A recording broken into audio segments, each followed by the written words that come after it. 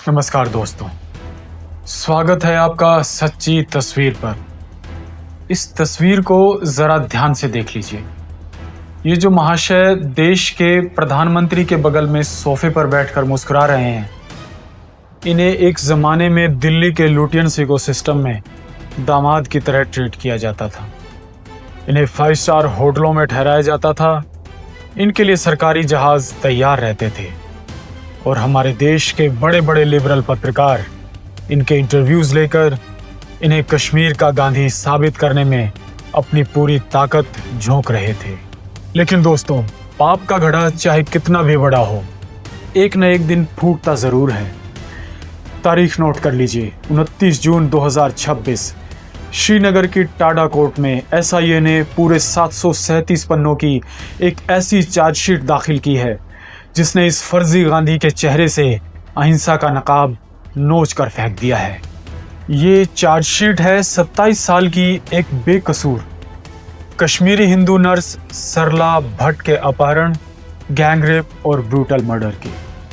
सोचिए, जिस इंसान पर कश्मीरी हिंदुओं के नरसंहार का मास्टरमाइंड होने के आरोप थे, उसे 36 साल तक पॉलिटिकल इम्यूनिटी देकर क्यों बचाया गया ताकि दिल्ली का तुष्टीकरण इकोसिस्टम सलामत रहे। आज इस वीडियो में हम लुटियंस के उस पूरे सिंडिकेट का पोस्टमार्टम करेंगे जिसने एक खूंखार आतंकवादी को प्रधानमंत्री की टेबल तक पहुंचा दिया। और वीडियो को आखिर तक देखिएगा, क्योंकि आज इस सच की वो फाइलें खुलेंगी जिन्हें पिछले 3 दशकों से दबा कर रखा गया था। पॉलिटिक्स और क्राइम में एक थ्योरी होती है जिसे कहते हैं बटरफ्लाई इफेक्ट, यानी इतिहास में ली गई एक छोटी सी गलत प्रशासनिक ढील भविष्य में कितना बड़ा विनाश ला सकती है। इसका सबसे बड़ा उदाहरण है कश्मीर। बात है दिसंबर 1989 की। तत्कालीन गृह मंत्री मुफ्ती मोहम्मद सईद की बेटी रुबैया सईद का अपहरण होता है। JKLF के आतंकी शर्त रखते हैं कि हमारे 5 साथियों को छोड़ो तब लड़की छूटेगी, और उस समय की VP सिंह सरकार घुटनों पर आ जाती है। आतंकियों को छोड़ दिया जाता है। और जानते हैं उस अपहरण का मुख्य चेहरा कौन था? यही यासीन मलिक। जब राज्य खुद आतंकियों के सामने सरेंडर कर दे तो आतंकियों का हौसला 7वें आसमान पर पहुंच जाता है। उन्हें समझ आ गया कि दिल्ली की सरकार कमजोर है, डरपोक है। इस एक सरेंडर ने कश्मीर में वो वैक्यूम पैदा किया जिसके बाद घाटी में कश्मीरी हिंदुओं के खून की होली खेली जाने लगी। आतंकियों ने ऐलान कर दिया कि अब जो भी हमारे खिलाफ बोलेगा वो मुखबिर कहलाएगा और उसकी सज़ा सिर्फ मौत होगी। इस बटरफ्लाई इफेक्ट का शिकार बनी 27 साल की सरला भट्ट। सरला श्रीनगर के SKIMS अस्पताल में एक स्टाफ नर्स थी। उनका गुनाह सिर्फ इतना था कि उन्होंने अस्पताल में भर्ती आतंकियों की कुछ संदिग्ध गतिविधियों को नोटिस कर लिया। बस इसी शक के आधार पर 18 अप्रैल 1990 को अस्पताल से उनका अपहरण कर लिया गया। उनके साथ जो दरिंदगी हुई उसे कैमरे पर बयान करना भी मुश्किल है। सिगरेट से उनके पूरे शरीर को दागा गया, गैंग रेप किया गया और फिर गोलियों से भूनकर उनकी लाश को सड़क पर फेंक दिया गया और लाश की जेब में एक पर्ची छोड़ दी गई। मशहूर मुखबिर सरला भट्ट का यही अंजाम होना था। सोचिए, इस खौफनाक वारदात के पीछे जिस JKLF का हाथ था, उसके आका को दिल्ली में रेड कारपेट वेलकम मिल रहा था। क्या ये सिर्फ एक प्रशासनिक विफलता थी या फिर एक सोची समझी साजिश? अब आते हैं उस दौर पर जिसे देखकर किसी भी आम हिंदुस्तानी का खून खौल उठेगा। कल्पना कीजिए, एक तरफ सरला भट्ट जैसी सैकड़ों बेटियों के परिवार इंसाफ के लिए दर दर भटक रहे थे। कश्मीरी पंडित अपने ही देश में रिफ्यूजी बनकर टेंटों में रह रहे थे, और दूसरी तरफ दिल्ली का पूरा लुटियंस इकोसिस्टम क्या कर रहा था? तारीख थी 17 फरवरी 2006। जगह 7 रेस कोर्स रोड, भारत के प्रधानमंत्री का आधिकारिक निवास। देश के तत्कालीन प्रधानमंत्री मनमोहन सिंह इस आतंकवादी यासीन मलिक को अपने घर पर बुलाते हैं। बाकायदा हाथ मिलाया जाता है, कश्मीरी कहवा पिलाया जाता है और कैमरे के सामने ऐसे मुस्कुराया जाता है जैसे किसी नोबेल प्राइज विनर का स्वागत हो रहा हो। राजनीतिक गलियारों में यासीन मलिक को एक अनऑफिशियल निकनेम दिया गया, दिल्ली का दामाद। क्यों? क्योंकि इसे 5 स्टार होटल में मेहमान नवाजी मिलती थी। जब ये बीमार होता था तो देश के सबसे महंगे अस्पतालों में सरकारी खर्चे पर इसका इलाज होता था और दिल्ली से श्रीनगर तक इसके लिए एक सॉफ्ट कॉर्नर तैयार रखा जाता था। ये जो शांति वार्ता के नाम पर खेल चल रहा था ना, ये कोई डिप्लोमेसी नहीं थी। ये सीधे सीधे देश के शहीदों और पीड़ित परिवारों के घावों पर नमक छिड़कना था। हमारे देश के परम ज्ञानी लिब्रूस बुद्धिजीवियों ने एक थ्योरी मार्केट में बेची। थ्योरी क्या थी? देखिए, यासीन मलिक ने 1994 में हिंसा का रास्ता छोड़ दिया था। अब वो गांधीवादी बन चुका है। वाह भाई वाह! मतलब आप सुबह 4 बेकसूर लोगों का मर्डर कीजिए, दोपहर को गैंग रेप कीजिए और शाम को कह दीजिए अरे अब तो मैं अहिंसा के रास्ते पर हूँ, तो लुटियंस दिल्ली आपको क्लीन चिट का सर्टिफिकेट दे देगी। इस एक हाथ मिलाने ने यासीन मलिक को अगले 13 साल के लिए एक ऐसी इम्यूनिटी दे दी जिसके दम पर श्रीनगर पुलिस स्टेशन में पड़ी सरला भट्ट के मर्डर की फाइल पर धूल जमती रही। इसको कहते हैं स्ट्रेटेजिक शॉर्टकट। दिल्ली के हुक्मरानों को लगता था कि इस अलगाववादी कैप्टन को खुश रखेंगे तो घाटी में शांति बनी रहेगी, लेकिन सच क्या था? आप एक सांप को दूध पिला रहे थे ताकि वो दूसरों को डसे। नतीजा क्या हुआ? इसी तथाकथित शांति दूत के संरक्षण में कश्मीर के युवाओं का ब्रेन वॉश किया गया। हवाला का पैसा घाटी में आया और 2016 में बड़े पैमाने पर पत्थरबाजी का वो खूनी दौर शुरू हुआ जिसने कश्मीर को फिर से आग में झोंक दिया। जिस इंसाफ की बलि देकर फर्जी शांति खरीदी गई थी, उसने कश्मीर को सिर्फ और सिर्फ बर्बादी की राह पर धकेल दिया।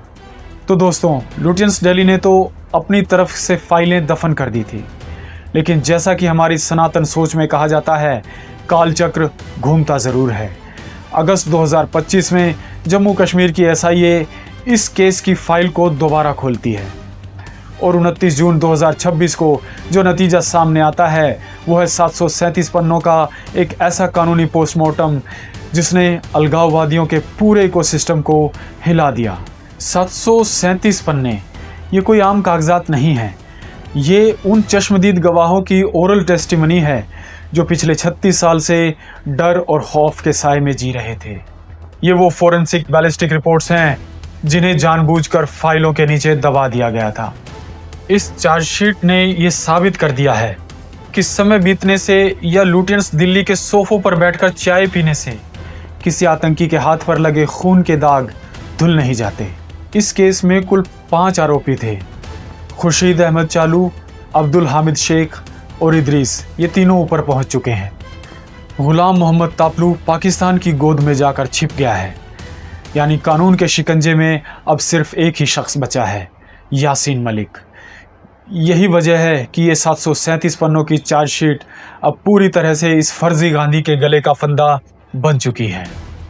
हमारे देश के कुछ महान पॉलिसी एक्सपर्ट्स कहते थे कि अगर यासीन मलिक जैसे कप्तानों को जेल में डाल दिया गया तो कश्मीर में आग लग जाएगी, खून की नदियां बहेंगी। अच्छा, ज़रा आज के कश्मीर को देख लीजिए। जब से इन अलगाववादी कैप्टनों की टेरर फंडिंग की दुकानें बंद हुई हैं, जब से ये सलाखों के पीछे सड़ रहे हैं, तब से कश्मीर में पत्थरबाजी का नामो निशान मिट चुका है। और जो पैसा पहले सीमा पार से हवाला के ज़रिए पत्थरों और बंदूकों के लिए आता था, आज वही कश्मीर रिकॉर्ड ब्रेकिंग टूरिज्म और आर्थिक विकास का नया इतिहास लिख रहा है। ऐसा ही है कि इस प्रेस नोट की एक लाइन सीधे दिल्ली के उन नीति निर्माताओं के मुंह पर तमाचा है जो रणनीतिक हितों के नाम पर न्याय का सौदा करते थे। एसआईए ने साफ कह दिया, no terrorist crime will be forgotten. The passage of time does not erase criminal liability. यानी गुनाह कितना भी पुराना हो, हिसाब तो इसी धरती पर और इसी जन्म में किया जाएगा। अब जरा उस सो कॉल्ड लिबरल नैरेटिव का जनाजा निकालते हैं जिसे हमारे देश के कुछ बुद्धिजीवियों ने सालों तक पाल पोस कर बड़ा किया। सोशल मीडिया और लुटियंस मीडिया का सबसे बड़ा डिफेंस आर्गुमेंट क्या था? अरे भाई, यासीन मलिक ने 1994 में हथियार छोड़ दिए थे। वो तो JKLF का पॉलिटिकल विंग चला रहा था। वो तो गांधीवादी बन चुका था। वाह, क्या गजब की क्रोनोलॉजी है। मतलब 1990 में आप सरला भट्ट जैसी मासूम बेटियों का अपहरण करवाओ, एयरफोर्स के अफसरों पर गोलियां चलवाओ, कश्मीर में हिंदुओं के नरसंहार की पूरी बिसात बिछाओ और 1994 में अचानक सुबह उठकर कहो आज से मैं अहिंसक हूं, तो आपके पिछले सारे पाप डिलीट। ये कौन सा वॉशिंग पाउडर है भाई, जो लुटियंस दिल्ली के सिंडिकेट में मुफ्त बट रहा था?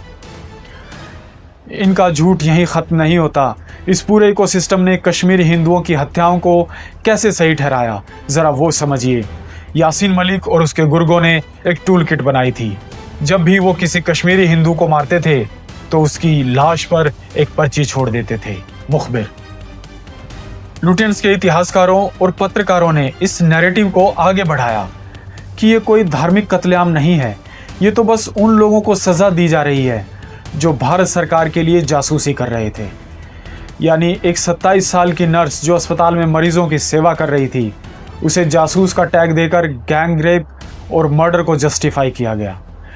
इस खौफनाक सच को छुपाने के लिए गंगा जमुनी तहजीब का एक ऐसा पर्दा डाला गया जिसने इस देश की न्याय व्यवस्था का तमाशा बनाकर रख दिया। जब टाटा कोर्ट में यासीन मलिक से इन गुनाहों पर सवाल हुआ तो उसने वही पुराना रटा रटाया राग अलापा, मैंने महात्मा गांधी का रास्ता अपनाया है, मैं अहिंसा फैला रहा हूँ। लेकिन 2026 की ये 737 पन्नों की चार्जशीट इस फर्जी गांधी के मुंह पर सबसे बड़ा कानूनी तमाचा है। आप कोर्ट रूम में बैठकर शांति दूत बनने का नाटक कर सकते हैं, लेकिन जिन गवाहों ने 36 साल तक डर के साए में घुट घुट कर अपनी जुबान बंद रखी थी, आज उनकी ओरल टेस्टिमनी ने इस पूरे लिबरल प्रोपेगेंडा को कोर्ट के कटघरे में हमेशा के लिए दफन कर दिया है। आज यानी जुलाई 2026 तक आते आते कश्मीर का पूरा सोशल और पॉलिटिकल सिनेरियो हमेशा के लिए बदल चुका है। इस एक चार्जशीट ने सिर्फ यासीन मलिक को नहीं बल्कि कश्मीर की उन सियासी रियासतों जैसे JKNC, PDP और कांग्रेस के उस लुटियन सिंडिकेट की मोरल अथॉरिटी को भी हमेशा के लिए मटिया मेट कर दिया, जो आतंकवादियों को VIP ट्रीटमेंट देकर अपनी रोटियां सेकते थे। आज उनकी फाइलों पर लगे कोर्ट के ठप्पे ये साबित कर रहे हैं कि वो आतंकवाद के रक्षक थे। इसका सबसे बड़ा असर जानते हैं क्या हुआ? कश्मीर का जो हिंदू समाज पिछले 3 दशकों से खुद को रिफ्यूजी कहने पर मजबूर था, आज देश के जनमानस में उन्हें विक्टिम्स ऑफ जेनोसाइड के रूप में मान्यता मिली। अब मांग उठ रही है एक कमीशन ऑफ इंक्वायरी की, जो 1990 के हर एक गुनाहगार की फाइल को इसी तरह बीच चौराहे पर खोलेगा। कानून सर्वोपरि है और प्रधानमंत्री की टेबल पर बैठकर चाय पीने वाले आतंकियों को भी जेल की काल कोठरी की हवा खानी पड़ेगी। अब एक मिर्ची सवाल सीधा आपके लिए, जो लोग आज भी मानवाधिकारों का रोना रोकर इन आतंकियों के लिए कोर्ट के दरवाजे रात को खुलवाते हैं, जो कल तक यासीन मलिक को कश्मीर का युवा नेता बता रहे थे, क्या आज उन्हें सरला भट्ट के परिवार से हाथ जोड़कर माफ़ी नहीं मांगनी चाहिए? क्या हमारे देश के उन पूर्व प्रधानमंत्रियों और लुटियंस के पत्रकारों पर भी कानूनी कार्रवाई नहीं होनी चाहिए, जिन्होंने एक हत्यारे को दामाद बनाकर देश के सामने पेश किया? अपनी राय कमेंट सेक्शन में ज़रूर लिखिए। वीडियो को ज़्यादा से ज़्यादा शेयर कीजिए ताकि ये सच्ची तस्वीर देश के कोने कोने तक पहुँचे। चैनल को सब्सक्राइब करना मत भूलिएगा। जय हिंद, वंदे मातरम।